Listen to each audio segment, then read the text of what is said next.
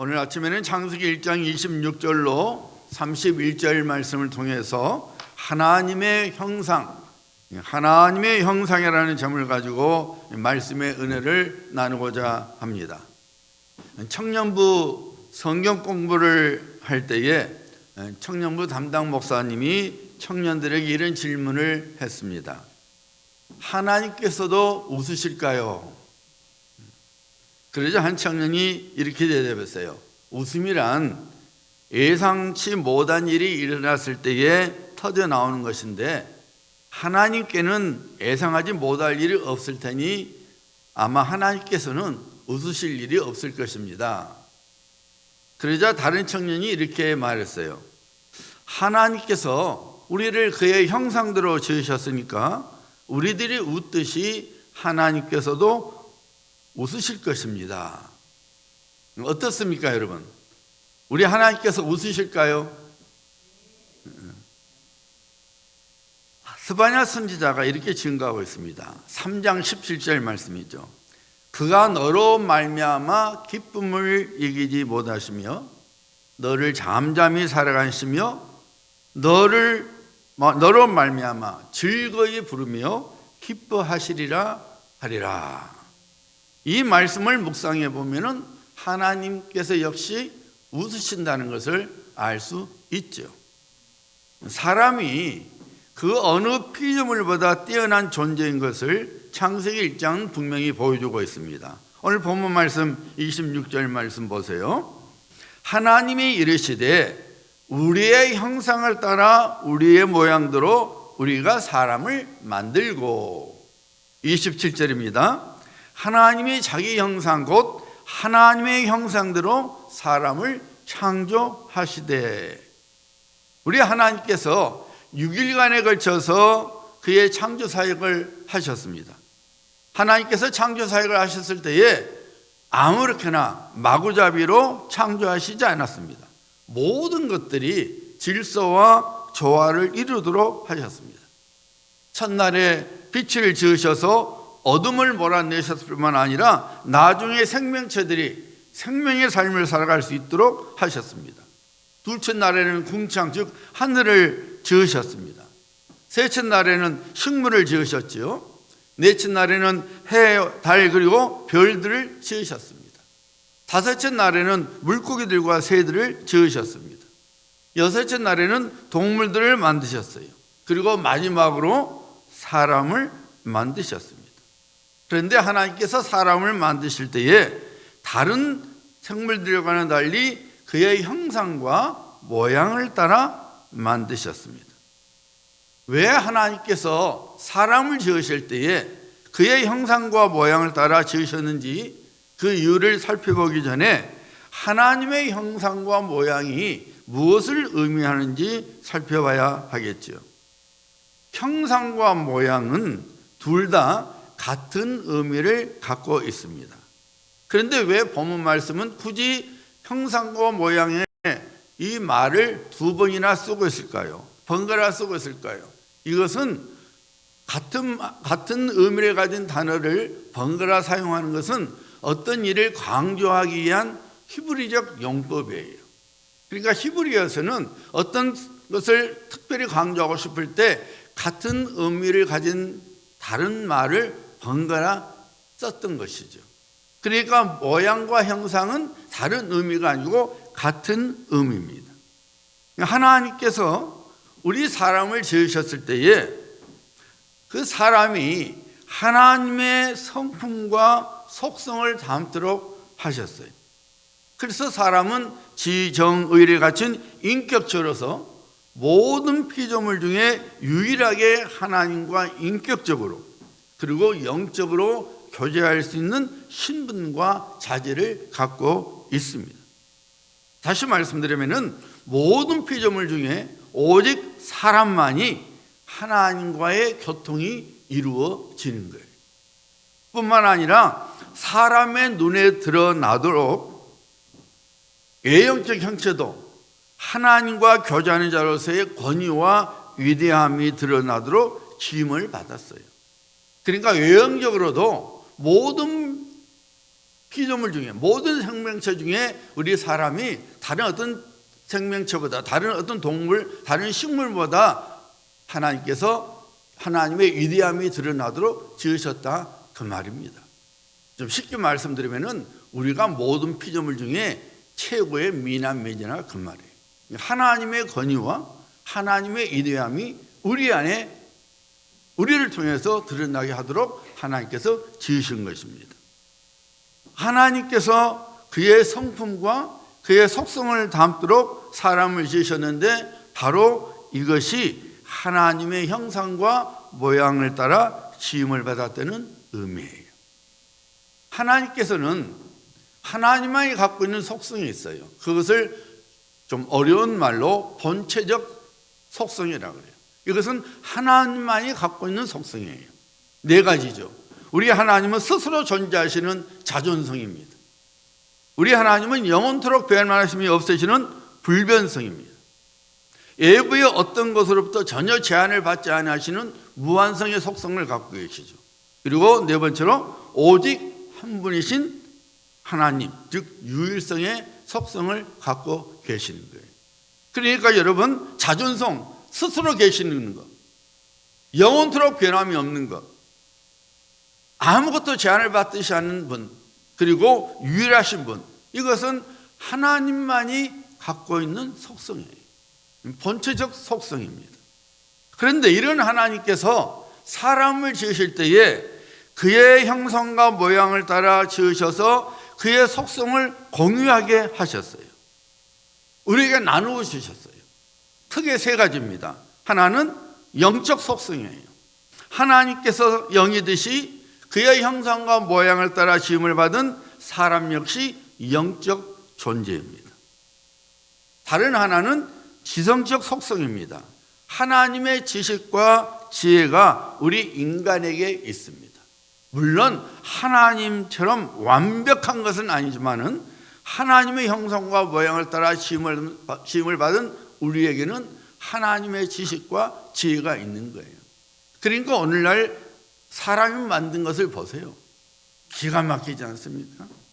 우리의 뛰어남 때문에 아니라 하나님께서 우리에게 주신 지혜와 지식이 있기 때문에 다른 피조물과 달리 우리는 위대한 것들을 만들어내는 것이죠. 놀라운 것들을 만들어내고 있는 것입니다. 다른 하나는 도덕적 속성입니다. 거룩함, 진실함, 친절함, 사랑, 그리고 선함 등이 우리에게 있습니다. 하나님께서 우리에게 주신 그의 속성이에요. 이렇듯 다른 피조물과 달리 하나님께서 사람을 지으셨을 때에 그가 갖고 계시는 속성을 우리에게 주셨어요. 즉 그의 형상과 모양대로 우리를 지으셨다, 그 말입니다. 하나님께서 우리를 매우 특별한 존재로 지으셨습니다. 그래서 31절에 보면은 이렇게 선포하고 있죠. 하나님이 지으신 그 모든 것을 보시기에 심히 좋았더라. 하나님께서 다른 모든 것들을 지으실 때 뭐라고 말씀하세요? 하나님의 보시기에 좋았더라. 그렇지만은 하나님께서 사람을 지으신 후에는 하나님의 보시기에 심히 좋았더라, 이렇게 선포하고 있습니다. 스바냐 선지자가 바로 그런 하나님의 마음을 잘 드러내고 있는 것이죠. 그가 너로 말미암아 기쁨을 이기지 못하시며 너를 잠잠히 사랑하시며 너로 말미암아 즐거이 부르며 기뻐하시리라. 그러면 여러분, 하나님께서 다른 피조물과 달리 우리 사람을 왜 그분의 형상과 모양을 따라 지으셨을까요? 왜 하나님께서 우리에게 그런 특별한 지혜와 지식을 주시고 특별한 도덕적 속성을 허락해 주셨을까요? 왜 우리를 영적 존재로 삼아주셔서 하나님과 교통하며 하나님과 사귐의 교제를 나눌 수 있도록 지으셨을까요? 목적이 있는 것이죠. 첫 번째로 여러분, 하나님께서 사람을 그의 형상과 모양대로 지으신 것은 우리를 하나님의 대리자로 삼아주시고자 함 때문이에요. 자, 오늘 여러분 26절 하반부를 한번 보시길 바랍니다.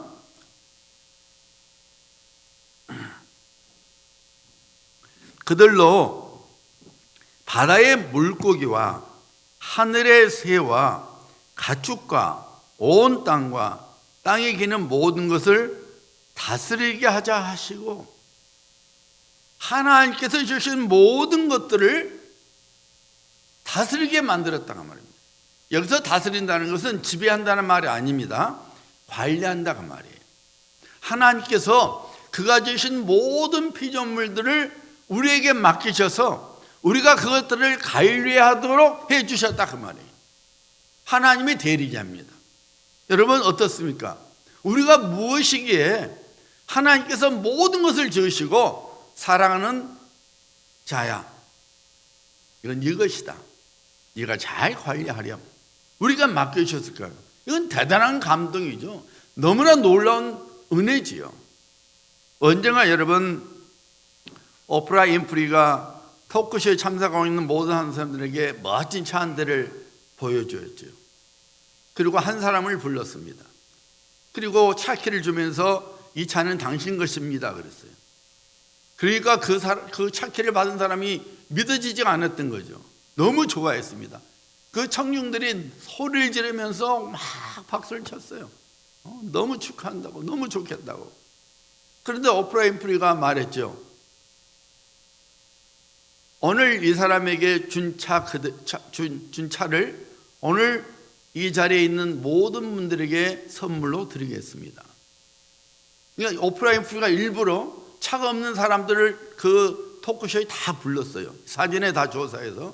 그리고 그 사람들에게 그 참석한 모든 사람들에게 차를 선물로 주었어요. 사람들이 난리가 났죠. 그 스튜디오 천정이 무너지도록 사람들이 환성을 지르고 좋아서 춤을 추는 사람도 있었고 박수 치는 사람도 있었습니다. 여러분 보세요.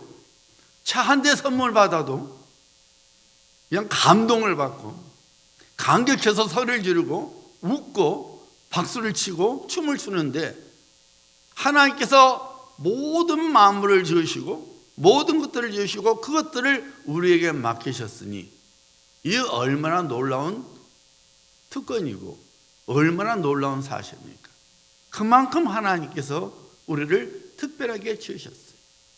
우리를 하나님의 대리자로 삼아 주신 것입니다. 여러분 26절과 28절 다시 한번 봅니다.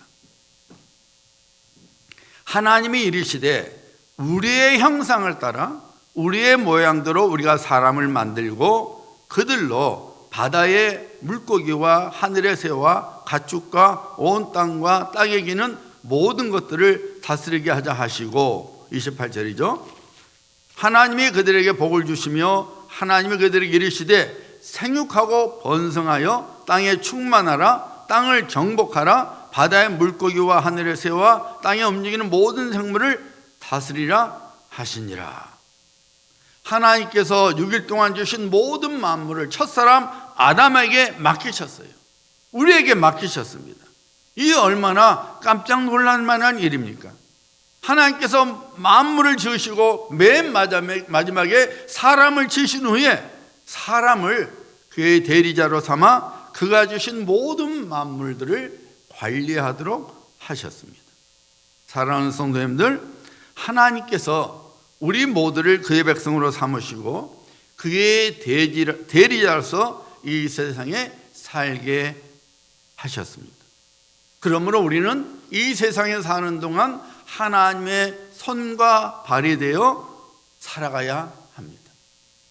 하나님이 지으신 이 모든 것들을 우리가 하나님의 뜻대로 관리하며 살아가야 합니다. 우리가 살고 있는 자연, 우리가 살고 있는 환경을 하나님의 뜻대로 우리가 관리해야 되는 거예요. 하나님이 우리에게 주신 가정, 하나님께서 우리에게 주신 교회, 하나님께서 우리에게 주신 직장, 하나님께서 우리에게 주신 사업장을 하나님의 뜻대로 하나님의 뜻이 드러나도록 관리해야 된다 그 말입니다. 창세기에 하나님의 보시기에 좋았더라가 히브리어로 토브예요. 그 말은 두 가지 의미가 있습니다. 하나는 질서가 있다고 말이에요. 하나님께서 만물을 지으실 때에 질서가 있었다고 말이에요. 엉망이 아니었다고 말입니다. 질서가 있었으니까 여러분 우주 전체가 그 많은 별들이 있어도 부딪히지 않잖아요, 여러분. 우리가 오늘날 이렇게 마음 놓고 예배 드릴 수 있는 거, 하나님께서 모든 만물을 질서 있게 톱으로 지으셨기 때문에 우리가 염려하지 않고 마음껏 예배 드리고 있는 거예요. 그래 아니면 우리 예배 못 드려요. 어느 별이 지구하고 부딪혀서 우리는 끝나는 거잖아요. 이 톱은 질서가 있다고 말이에요. 그 다음에 두 번째 의미는 어떤 의미가 있냐면은 하나님이 지으신 목적에 맞다 그 말이에요. 그 한국말에 안성맞춤이라는 말이 있잖아요.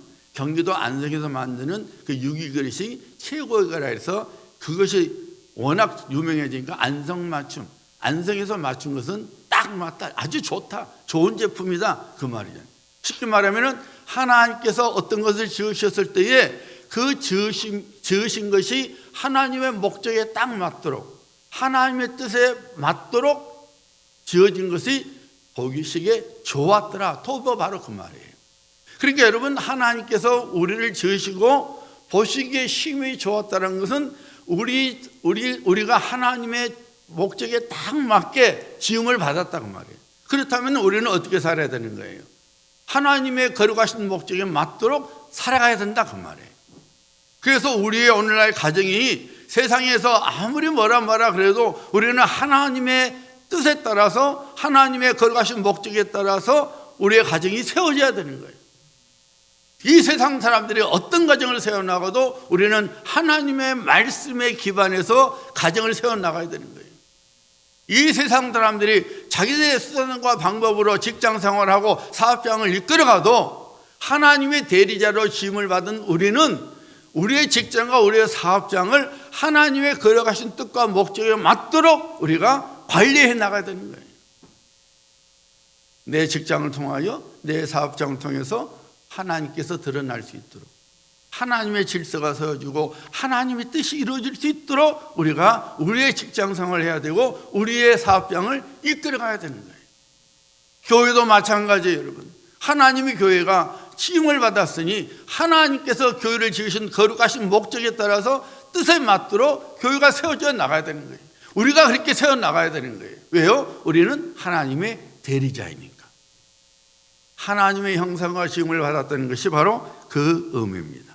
그래서 여러분 사도 바울은 성령의 감동 속에서 에베소 교회에게 이렇게 선포하죠. 들어보세요. 에베소서 4장 22절 말씀이에요. 너희는 유혹의 욕심을 따라 썩어져가는 구습을 따르는 옛사람을 벗어버리고 뭘 벗으라고요? 옛사람을 포기하라고 말해요. 버리라는 거예요. 5장 8절로 9절입니다. 너희가 전에는 어둠이더니 이제는 주 안에서 빛이라. 빛의 자녀들처럼 행하라. 빛의 열매는 모든 착함과 의로움과 진실함에 있느니라. 5장 17절에서 20절입니다. 그러므로 어리석은 자 되지 말고 오직 주의 뜻이 무엇인가 이해하라. 술 취하지 말라. 이는 방탕한 것이니 오직 성령으로 충만함을 받으라. 우리가 하나님의 대리자로서 새 사람으로서 빛의 자녀로서 성령 충만한 하나님의 백성으로서 하나님의 대리자가 되어서 이 세상이 하나님의 뜻에 맞도록 이 세상을 지으신 하나님의 거룩하신 목적에 맞도록 우리가 관리해 나가야 된다 그 말입니다. 그냥 막 살아가는 거 아니에요, 여러분. 여러분의 가정을 통해서 하나님의 뜻이 드러나야 돼요. 여러분의 직장을 통하여 하나님의 뜻이 드러나야 돼요. 여러분의 사업장을 통하여 하나님의 뜻이 드러나야 돼요. 그것이 바로 하나님께서 우리를 그의 형상과 모양대로 지으신 목적입니다. 우리는 하나님의 대리자입니다. 두 번째로 하나님께서 우리를 그의 형상과 모양을 따라 지으신 이유는 우리를 통해서 그를 드러내시고자 함입니다. 이사야서 43장 21절 이렇게 선포합니다. 하나님께서 이렇게 말씀하셔요. 이사야 선지자를 통하여 이 백성은 내가 나를 위하여 지었나니 나를 찬송하게 하려 함이니라. 하나님이 왜 하나님의 백성을 지으셨느냐? 하나님을 찬송하도록, 다시 말씀드리면 하나님께 영광이 되도록, 하나님께서 드러나도록 하나님께서 우리를 그의 백성으로 삼으셨다는 거예요. 여러분, 이 세상에 어느 부모도 자기 자식이 잘못 사는 것을 바라는 사람은 단 한 사람도 없습니다. 모든 부모들이 자신들의 자녀 혹은 자녀들이 잘 되기를 바랍니다. 그리고 그 이면에는 부모 얼굴에 미우가 되지 않기를 바라는 어떤 소중한 욕심이 있지요. 야, 내 얼굴 깎이지 마라. 내 체면좀 세워줘라. 그 바람이 자녀된 그런 바람이 우리에게 있어요. 잘 되기를 바람과 동시에, 야, 네 아빠 아들이야, 아빠 딸이야, 엄마 아들이야, 엄마 딸이야. 그러니 잘 살아야 돼. 그 바람이 우리에게 있지 않습니까? 하나님께서 말씀하시는 거예요. 이 백성은 내가 나를 위하여 지었나니 나를 찬송하게 하려니라. 우리 모두에게는 하나님의 성품과 속성이 있어요. 즉 우리 안에 하나님이 계신다 그 말입니다. 우리 안에 계신 하나님께서 이 세상에 드러내는 사명이 우리에게 있는 거예요. 그래서 하나님께서 우리를 그분의 형상과 모양을 따라 지으신 것입니다. 나를 찬송하게 하림이라. 내 영광을 선포하게 하람이라. 나를 드러내고자 함이니라. 우리 삶을 통하여 우리 안에 계신 하나님을 드러내는 것을 다른 말로 하면은 사명이라고 부릅니다. 뭐라고요? 사명. 왜 여러분들이 온 힘을 다 쏟아서 여러분의 자녀들을 양육하는 겁니까? 개차반의 인생을 살아라 보는 겁니까? 아니죠. 누구보다도, 그리고 모든 사람들로부터 존경받고 인정받는 삶을 살아가도록 우리들이 온 마음을 다하여 양육을 하는 것입니다. 그런데 그런 부모의 마음을 알고 잘 자라주는 자녀가 있는가 하면은,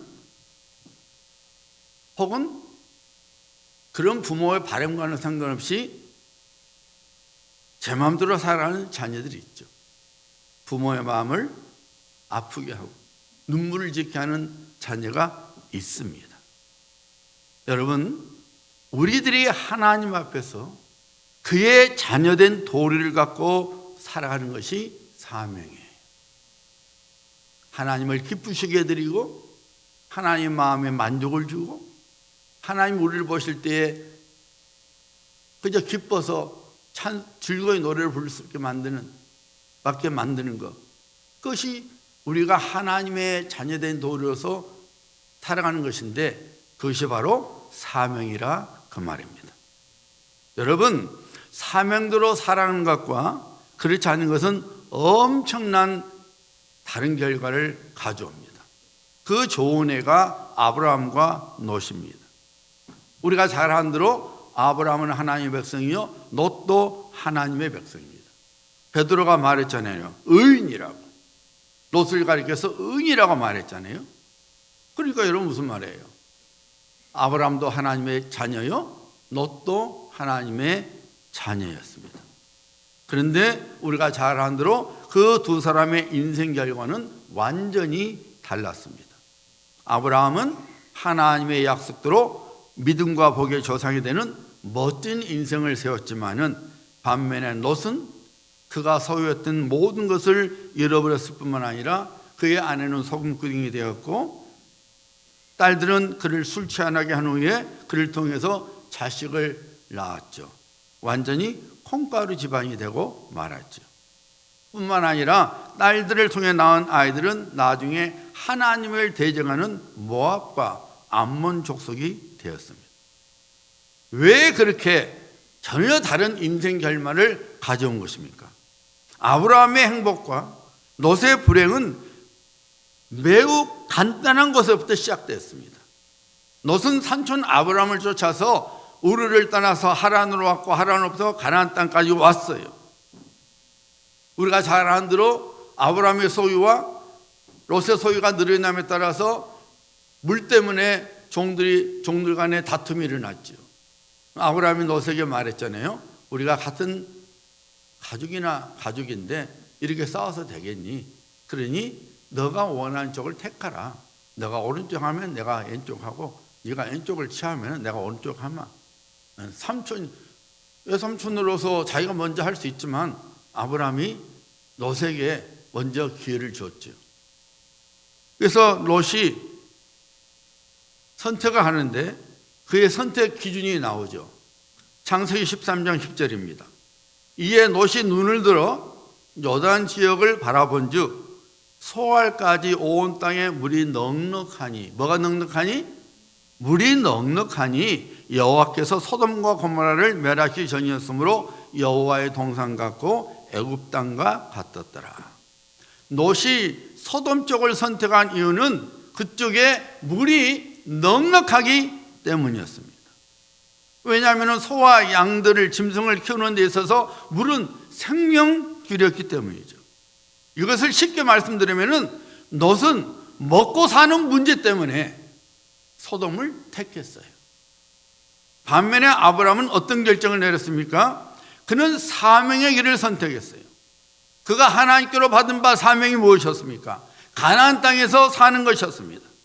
하나님께서 아브라함을 본토 친척 아비 집에서 불러내신 것은 가나안 땅을 그에게 주어서 그곳에서 민족을 이루게 하고자 함이었습니다.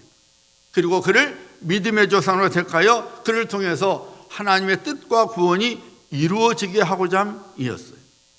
아브라함은 이 사명을 따라 움직였고 롯은 물의 넉넉함을 따라서 움직였습니다. 사명을 따라 살아가는 아브라함에게 하나님께서 함께 하셨고 그에게 은혜와 복을 주셨습니다. 그를 강하게 하셔서 주변의 민족들이 그를 두려워하도록 만들어 주었습니다. 무엇보다도 그의 가문을 통해서 메시아신 예수 그리스도께서 태어나게 하셨습니다. 오늘날 교회를 가리켜서, 우리를 가리켜서 아브라함의 영적 자손이라고 부를 정도로 그는 하나님의 약속대로 복의 통로가 되었습니다. 만민이 그를 통해서 복을 받게 되었습니다. 반면에 롯에게는 사명이 없었습니다. 그냥 삼촌 아브라함을 쫓아서 우르와 하란을 떠났어요. 무슨 사명으로 붙들고 가나안 땅에 온 것이 아니었어요. 그래서 결국 물이 넉넉한 소돔으로 가서 살다가 거기에서 쫄딱 망하고 말았지요. 여러분, 이제 우리에게 한번 시선을 돌려봐야 됩니다.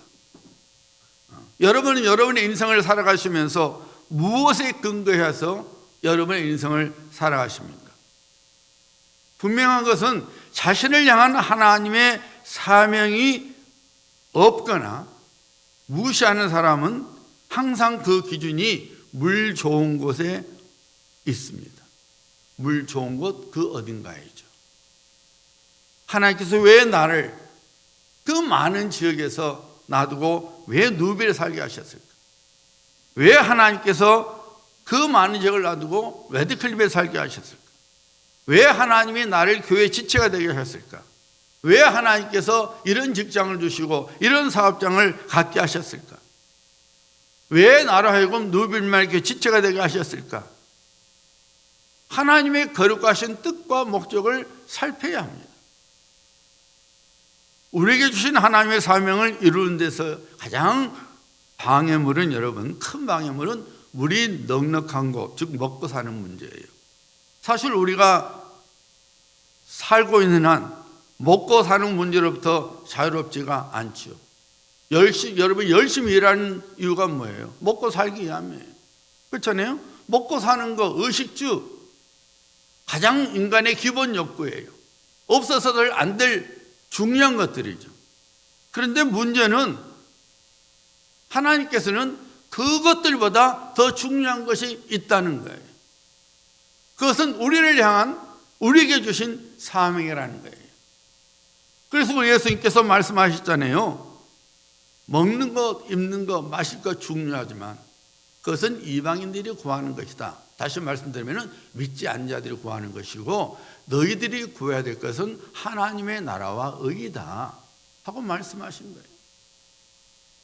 우리가 하나님의 자녀가 되어 살아가는 것은 먹고 살고 먹고 마시고 마시는 것을 인생의 최고로 삼고 살아가는 존재가 아니라 왜 하나님께서 나를 하나님의 자녀로 삼아주시고 왜 나를 하나님의 교회로 지체로 삼아주시고 왜 이 직장을 하라 하시고 왜 이 사업장을 하라 하시고 왜 이 지역사회에 살게 하신 하나님의 뜻을 살펴서 그 뜻을 이루는 것이 먼저가 되어야 된다, 그 말입니다. 이것이 사명자의 삶입니다, 여러분. 그리고 이 사명대로 살아가는 자와 사명을 무시하고 살아가는 자는 아브라함 같은 삶, 롯 같은 삶으로 결말이 이루어지는 거예요.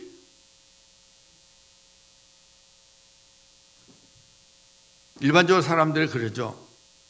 아유, 믿음도 좋지만 우선 먹고 사는 것이 먼저인데. 에이, 예배도 중요하고 기도도 중요하지만은 먹고 사는 것이 더 중요하고 더 급한데요. 여러분 주변에 그런 사람들 있잖아요. 교회 오세요, 신앙생활 하세요, 예배 드리러 오세요, 뭐라 그래요? 먹고 사는 문제가 중요한데요. 우선 먹어야죠. 우선 돈 벌어야지요. 그런데 하나님께서 우리 주님께서 말씀하시는 거예요. 너희 하늘 아버지께서 이 모든 것이 여러분? 무엇을 먹을까, 무엇을 마실까, 무엇을 입을까 아시느니라. 그러니 너희는 먼저 그의 나라와 그의 의를 구하라. 그리하면 이 모든 것이 너에게 다 시리라. 여러분, 믿음이란 뭐예요, 여러분? 히브리서 기자가 믿음이 뭐라 그러지 마세요. 믿음은 하나님께서 살아계신 것과 그를 찾는 자들에게 상 주시는 분이신 것을 믿는 것이라 그랬어요. 우리가 믿음 생활을 한다는 것은 하나님이 살아계시고 내가 하나님을 바라보고 하나님의 은혜를 구하고 하나님의 복을 구하고 아버지 뜻대로 살아갈 때 우리에게 반드시 복을 주시는 상급을 주시는 것을 믿는 것이 믿음이라 그 말입니다. 우리가 하나님의 사명자로서 하나님께서 우리에게 주신 사명이 있는 것을 깨닫는 자로서 우리는 바로 그런 믿음으로 살아가야 되는 거예요. 내가 먹고 사는 것을 책임지는 거 아니에요. 많은 이 세상 사람들은 그렇게 살아가도 내가 먹고 사는 것은 하나님께 달려있음을 믿고 먼저 하나님을 바라보고 하나님 뜻을 살피는 것이 우리 믿는 자의 모습이라 그 말입니다. 하나님의 형상과 모양을 따라 지음을 받은 우리들이 이 세상에 사는 동안에 우리는 그런 사명자의 삶을 살아가야 되는 것입니다. 한국에서 의대를 1등으로 졸업하신 분이 있었어요. 그래서 온 사방 병원에서 그를 서로 모시려고 했어요. 어느 대학에서는 교수로 또 초청도 했습니다. 쉽게 말하면 그의 앞날이 활짝 펴진 거죠. 억대 연봉이 기다리고 있고 최고의 명예와 어떤 그런 자리에 들어설 수 있는 길이 됐습니다. 근데 이분이 그 모든 걸 다 포기했어요. 그리고 어디로 갔느냐? 몽골로 갔습니다. 몽골로 간 이유가 있었어요. 그가 학교를 갈 때에 단기 선교를 갔는데, 이게 인턴 때죠. 인턴 때 단기 선교를 갔는데 그 몽골에 가니까 간단한 폐렴 하나 치료받지 못해서 사람들이 죽어가는 거예요. 궤력환자 약만 먹으면 낫는데 그 궤력환자들이 죽어가는 거예요. 사람이 의사를 만나려면 수백 킬로미터를 가야 되는 거예요.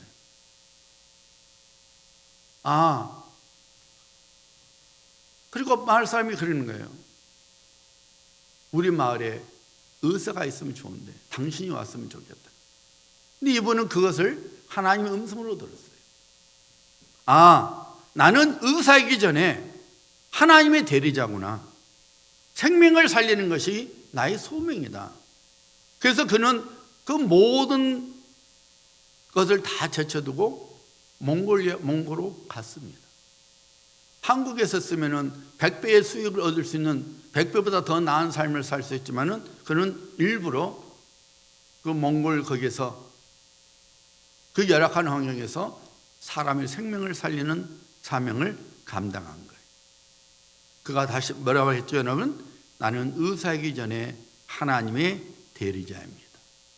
이것이 사명자의 모습이요, 하나님의 거룩한 백성이 가져야 할 모습이에요. 여러분의 직장에서, 여러분의 사업장에서 하나님께서 여러분에게 주신 사명을 이루어가는 사람이 돼야 돼요. 그것이 여러분 교회 안에서의 나의 모습과 교회 밖에서 세상 삶의 나의 모습이 같아야 되는 거예요. 여기 와서 여러분이 할렐루야로 끝나면 안 돼요. 여기 와서 여러분이 거룩한 모습을 보이는 걸로 끝나면 안 돼요. 여러분의 직장에서, 여러분의 사업장에서, 여러분이 살고 있는 그 삶의 현장에서 할렐루야의 모습이 드러나야 되고, 하나님을 사랑하는 모습, 하나님을 찬양하는 모습이 드러나야 되는 거예요. 그것이 바로 사명자의 모습이에요. 그런 삶을 우리 하나님께서 기뻐하시는 거예요. 그런 하나님의 백성에게 은혜를 베풀어 주시고 하나님의 약속의 복이 이루어지게 하는 것입니다. 여러분, 사명자의 길을 가는 거 쉽지 않지요. 그러나 여러분, 내 인생을 책임져 주신 분이 하나님이심을 믿는다면, 내게 필요한 모든 복의 주인이 하나님이신 것을 믿는다면, 하나님이 나의 하나님이시라면 우리는 그 길을 걸어가야 되고 그 길을 감당해야 되는 거예요. 중요한 것은 하나님께서 책임져 주신다는 거예요. 아브라함이 가나안 땅에 있었을 때는 소돔 땅에 비해서 모든 것이 형편없었습니다. 열악했습니다. 물도 부족했고 모든 환경이 열악했습니다. 그러나 그 자리에는 하나님이 계셨어요. 그랬더니 그의 인생이 활짝 펴졌습니다. 롯이 간 소돔 땅은 물이 넉넉한 곳이었어요. 마치 하나님의 동산 같고 애국같이 풍족했습니다. 그러나 거기에는 하나님의 은혜가 없었습니다. 결과적으로 그는 망하고 말았어요. 우리 하나님의 사람들은, 우리는 육신의 눈으로 살아가는 존재가 아닙니다. 아무리 육신의 눈에 보기 좋아도 거기에 하나님께서 계시지 않으면 아무것도 아닌 거예요. 망하는 길입니다. 눈으로 보기에 형편없는 것 같아도 거기에 하나님이 계시면 그 자리가 바로 복의 자리고 은혜의 자리여서 내 삶이 세워지는 자리가 되는 것입니다. 하나님의 형상과 모양을 따라서 지음을 한 우리들이 이 세상에 사는 동안에 우리는 그의 대리자로 삼아주신 하나님의 뜻을 따라 우리의 모든 것을 가꾸며 살아가야 합니다. 기독교의 가치와 교훈을 쫓아서 삶 속에서, 가정에서, 직장과 사업장 속에서, 그리고 지역사회에서 거룩한 문화를 만들며 살아가야 합니다. 동시에 하나님의 사명을 품고 그 사명을 이루어감으로써 하나님을 기쁘시게 드릴 뿐만 아니라 하나님의 구원의 통로로서, 하나님의 복의 통로로서 쓰임받는 그런 삶을 우리가 살아가야 합니다. 여기는 영원한 상급이 약속되었을 뿐만 아니라 이 땅 위에서도 하나님의 약속의 복이 부어지는 복된 삶을 살아가게 되는 것입니다. 이런 성도님들 되시기를 예수님의 이름으로 축복합니다.